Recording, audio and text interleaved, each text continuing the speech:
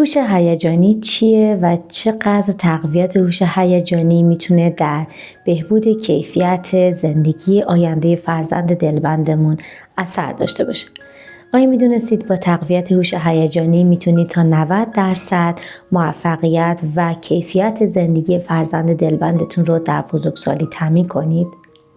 در اصطلاح روانشناسی، هوش هیجانی یا همون EQ در واقع توانایی شناخت و درک احساسات و کنترل احساسات خودمون و دیگران محسوب میشه. راهی برای افزایش اعتماد به نفس و ایجاد حس جرأتمندی در انسان.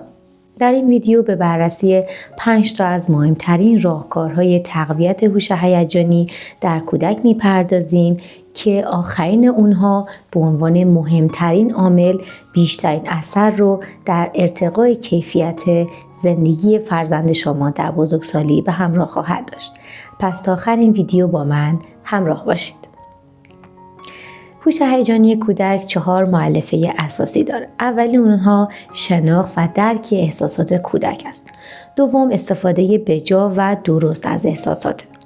سومین عامل که خیلی تاثیرگذار هستش و جزو مؤلفه‌های اساسی محسوب میشه در واقع درک احساسات خود ما بزرگسالان و والدین و نحوه برخورد و مدیریت احساسات ما است. و 4مین مؤلفه هم تنظیم و مدیریت هیجانات کودک که در این ویدیو به تفصیل در مورد راهکارهایی برای بهبود و تقویت این عوامل صحبت میکنیم. اولین راهی که برای گسترش هوش هیجانی کودک پیشنهاد میشه شناخت و درک احساسات کودک. به کودک خودتون کمک کنید احساساتش رو بشناسه تا بتونه اونها رو به درستی بروز بده. احساسات منفی و مثبت هر دو در کنار هم. شاید بعضی وقتا به اشتباه فکر کنیم که احساس خشم، ناراحتی، غم یا هر گونه احساس منفی رو باید سرکوب کنیم و اونها رو نادیده بگیریم.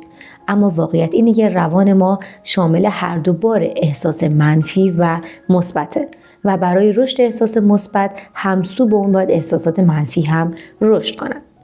احساسات باید شناخته بشن و برای شناخت احساسات باید اونا رو بفهمید و شرایطی که اون احساس رو به وجود آورده رو بررسی کنید و بعد بتونید در موقعیت مناسب اون احساس کودک رو برای اون طوری بیان کنید که بتونه مدیریتش کنه و از عهده کنترلش بر بیاد. مثلا فکر کنید کودک شما دچار احساس ترس شده و به شما میگه که مامان من مثلا از جوجه میترسم. فرزند خردسال هر چیزی که ممکنه برای ما خیلی ساده باشه برای اون که از ترساش محسوب میشه. ممکنه به شما بگه مامان من از جوجه میترسم. این که در لحظه اول احساس کودک رو انکار کنید و بخواید ترس رو از وجودش دور کنید و به اشتباه بگید که جوجه که اصلا ترس نداره مامان، بیشتر باعث سرکوب احساس منفی ترسش میشه. اولین پیشنهادی که میشه این هستش که کودک رو در آغوش بگیرید و بگید که مامان میترسی و من میفهمم که تو از جوجه میترسی. من هم وقتی که بچه بودم از جوجه میترسیدم.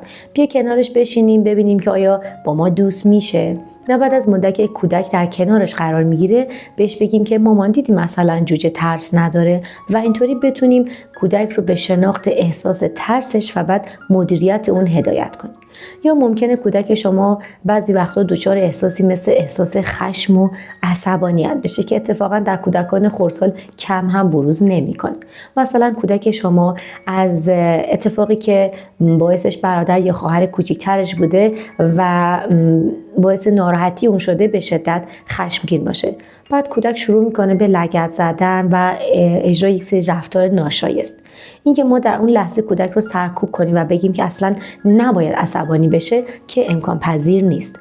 باید بالعکس احساس منفی کودک رو بپذیریم و بهش بگیم که من درک میکنم که تو عصبانی هستی، اما اگر که تو هم بخوای به شکستن وسایل برادر خواهرت ادامه بدی یا به اونها ضربه بزنی یا وسایلشون رو تخریب کنی که رفتار تو هم دیگه فرقی با رفتار بد اون نداره. این کار باعث میشه تا قدرت درک و تحلیل کودک از مسئله که پیش اومده بره بالا و کودک دچار احساس گیجی و سردرگمی نسبت به احساس خودش نشه.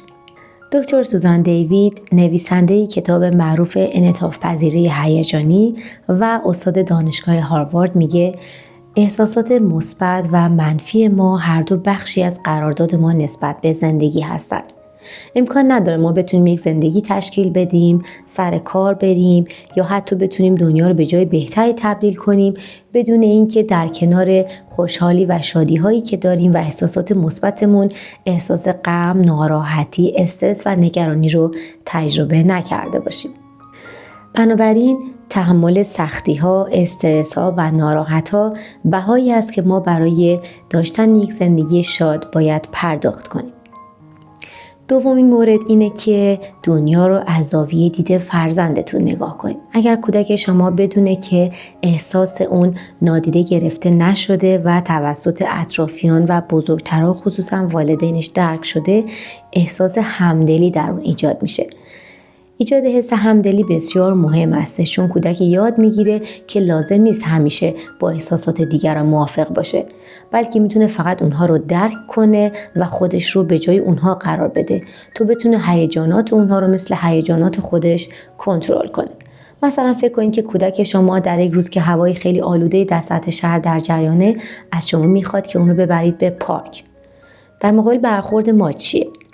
به جای سرکوب کردن و دعوا کردن با کودک که در نهایت هیچ تأثیری و هیچ نتیجه‌ای هم نداره، بهتر دنیا رو از زاویه دید اون نگاه کنیم و بهش بگیم که من درک میکنم که تو دوست داری بری پارک و امروز از بازی کردن تو پارک لذت ببری، ولی ما میتونیم به جای اون توی خونه کارهای خیلی جذابی انجام بدیم.